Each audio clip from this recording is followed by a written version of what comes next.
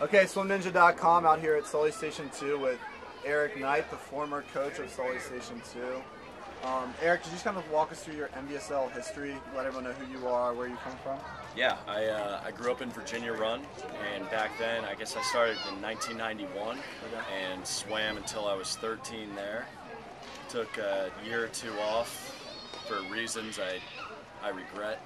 But we moved into this neighborhood, Sully 2, joined this when I was 15, swam until I was 18, and that's really when I really started falling in love with the sport. So I had a great few years here as a 15, 18, and really loved it, and that's what really inspired me to go into college and swim there. Where did you swim in college? George Mason University. How did you like that? Loved it. Loved it. Really learned how to swim there. And I started, I don't know, there's such a difference between summer league swimming and actually training full year round, and you just have a lot of fun doing it. I really enjoyed my career at George Mason University. So after you were done swimming as an NVSL swimmer, how did you stay connected to the NVSL?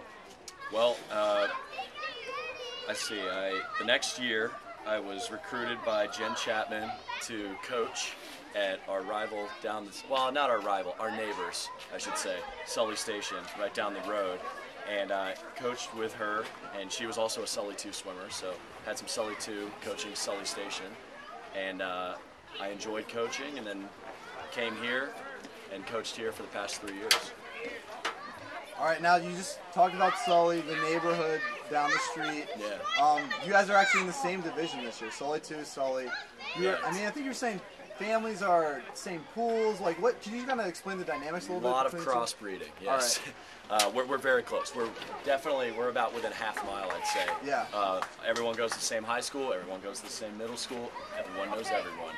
And a lot of the families are kind of torn on the border of which pool are they going to swim at.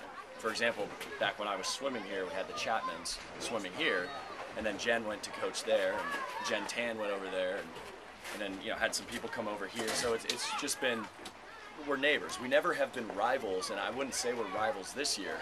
It's just fun that we're in the same division. I never would have thought that would happen.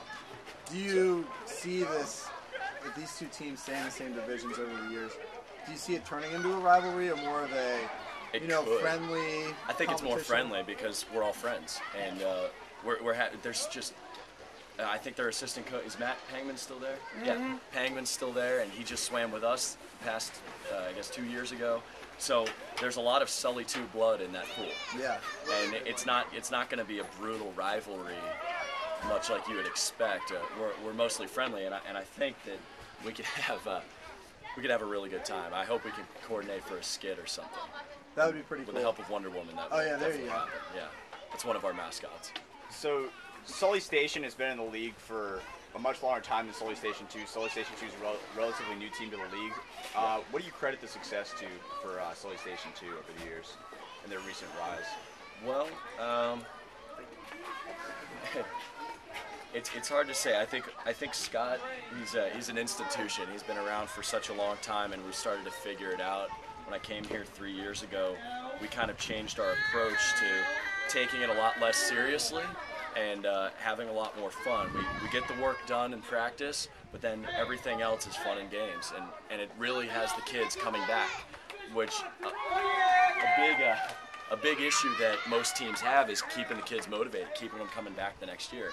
We haven't had hardly anybody quit, and people just keep coming back. They want to be a part of this, and they're having a good time doing it, and they're swimming fast, and they listen, which is very, very good. You told us before we started the interview about where you're training now. Could you tell us about that a little more? Yeah, in May I moved to Charlotte, North Carolina to swim with Swim at Carolina, train for Olympic trials, which is why I'm not back here coaching now. It's nice to come back. I really miss it, but it's something I got to do before I move on to the next chapter of my life and hang up the goggles. So you were talking about fun swimming in the NVSL and training, or I guess swimming for Sully Station 2. Oh, yeah. How does the fun carry over swimming professionally as you're doing now?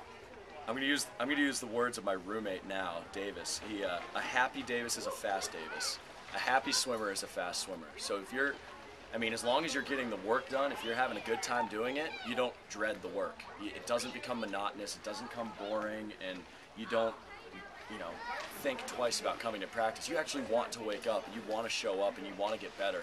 And that kind of excitement is what really fuels this team, and it's what fuels the team down in Charlotte as well. Everyone's got lofty goals. All right, so you talk about having fun in practice and like getting the work done. You talked about doing it at Sully too, and then you were also saying how you do it down in Charlotte. What are some examples where you do it? You did it here as a coach, and then you're doing it now as a swimmer. Some of the stuff you do in practice. Okay, good question. I would say one good way to motivate the kids is to challenge them, present them with a challenge, whether that be a get-out swim or a duel. I'll say, you know, girl, you come out, you know, not get a 9-10 girl out. We'll get an 8 and under boy. I said, are you going to get beat by that girl? We're going to have a 25 race right now. Nice. All the boys, you got to cheer for the girl, and all the girls, you got to cheer for the boy. Mix it up, change it up, and then you'll find some speed out of these kids that never existed until that day. You find something really exciting, and then you can carry that over. Like it's all about how can you get your mindset right to swim fast, whenever, wherever, in whatever pool. No excuses. You got to get up and race. So, in that example right there, you use a lot of creativity to get swimmers involved. What are your coaches doing at the elite level creatively to keep you guys motivated and excited? What's the creative edge that they bring to practice?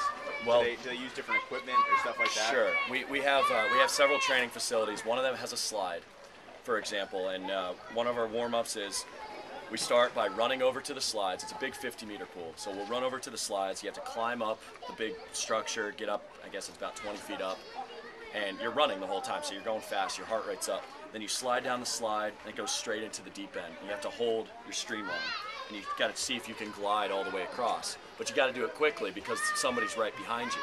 And if you stop, they're going to run into you. So you got to do that, hop out, run out, and then you run, and you do like a running start, and you go 50 for time. And it's a competition. You have to watch go and see what happens there. And then go into all sorts of little challenges. The other day, we did something where we were trying to see who is the fastest swimmer on our team in and out of the flags. You can start wherever you want, in long course pool, about 15 meters out, whatever. Just get up to full speed. When your hand breaks where the flag line is, that's when the watch starts. And then when you come off the wall, you're trying to get in and out as fast as you can. And you know, generally when you're going fast, I remember I started at like 5.6. Then I started hearing 4 points. I'm like, okay. Suddenly, we found the strength to go 4.3s, 4.4s. We started getting down real fast, and somebody went 3.9, Josh Schneider, went real fast. And so when you have an environment around you where people are motivated to actually compete at a higher level than they're used to, get out of their comfort zone, you'd be amazed at what you can actually accomplish. And that's a big thing that we did here at Sully too.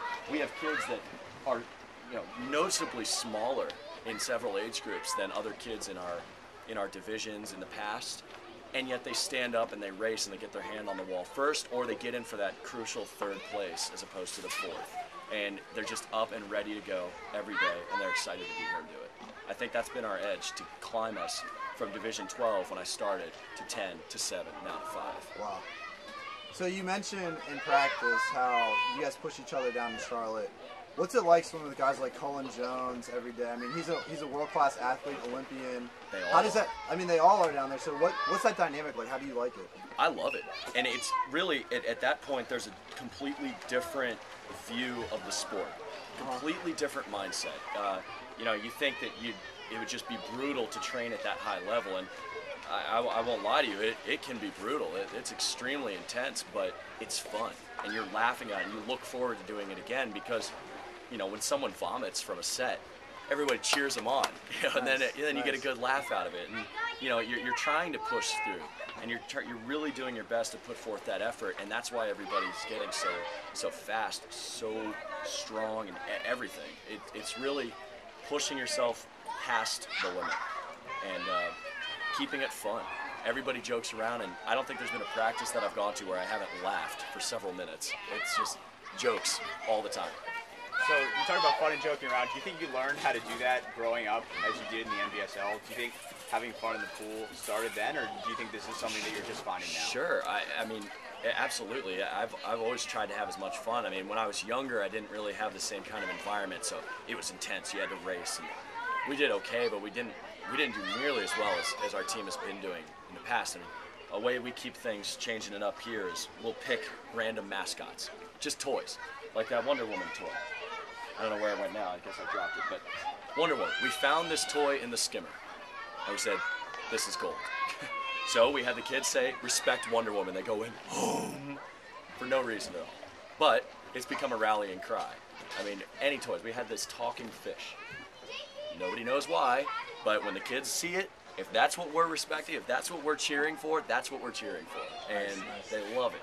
It's just great. The kids want to be a part of this fun and games, whether they understand it or not. If it makes sense, we're not going to do it. But it's a good way to think about it, I think. Now, I mean, it's pretty obvious that you love the sport of swimming a lot, and many of the people in the NBSL are in the same boat, just parents, fans, swimmers, coaches. They all love the sport of swimming. And you kind of gave up on swimming, like, I'm done after college. Yeah. And a lot of people say the same. A lot of people say they're done after high school. But why did you decide to, make this move down to Charlotte, get back into it? What was kind of your thought process? What got you back into it? There was a couple things. I wasn't satisfied with the way I ended my career, and I knew I could go faster. And I'm only going to be this young once. Every day I'm getting older, and if I'm in my physical prime now, I got to do it now. And before I can hang up the goggles, I want to go out knowing that I accomplished everything that I could. And having this team training with these athletes, these world record holders, and these people that are able to do things that I wouldn't be able to dream that I could do. Now that I'm training with them, I see that they're not inhuman. They're guys just like me, but they have a different mindset on the sport, and they train hard, and they have fun doing it. And now that I'm training up at that level, I can't wait to see what I can accomplish. And it really is kind of getting bit by the bug. Just really want to go as far as I can and enjoy the ride before I move on to the real world. Wow. Now, just one final wrap-up question about the 4th of July. Where do you think is the best place to catch the fireworks in the DC area? Ooh. Actually, our country club right here actually has very good fireworks, the Chantilly Country Club. Okay. But they do it on the 3rd. Okay. So, yeah, very good fireworks, and it's free, so Nice. you can enjoy that. All right, well, it's been great catching up with you. Yeah, thanks for coming out. And I appreciate good luck with you and the rest of your training. We look forward to seeing you, hopefully, trials one day and all that, so best of luck. Thank you. I think they're going to try to Skype me in for the Sully 1, Sully 2 meet. Very cool. We look forward to that meet. So Yeah, I do too. Unfortunately, I won't be here, but I look forward to it. Thanks for coming out, guys. All right, thanks, Eric.